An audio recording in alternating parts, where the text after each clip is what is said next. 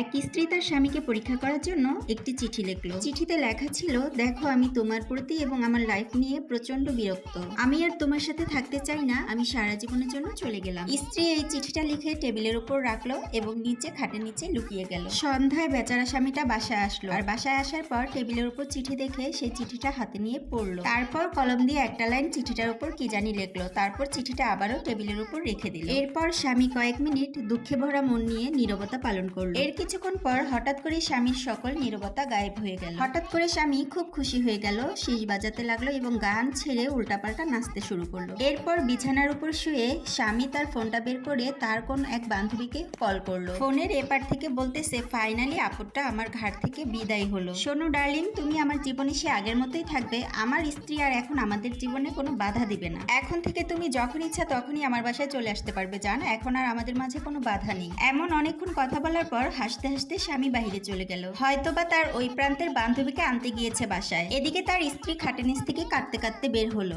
এমন একটা বাজে স্বামীর সাথে এত বছর সংসার করেছি, এটা ভাবতে ভাবতে স্ত্রী তার কপাল চাপড়াচ্ছিল। কাঁদতে কাঁদতে হঠাৎ স্ত্রীর মনে হলো, দেখি তো স্বামী চিঠির উপরে কি যেন লিখেছিল। টেবিলের সামনে এসে স্ত্রী চিঠিটা হাতে নিল। চিঠির উপরে লেখা ছিল, আমার জীবন থেকে চলে গেছো ভালো কথা, কিন্তু খাটের নিচ থেকে তোমার কেন পা দেখা যাচ্ছে? আমি বাহিরে ডিম আনতে গেলাম, তাড়াতাড়ি তুমি খাটের নিচ থেকে বের হয়ে পড়ো।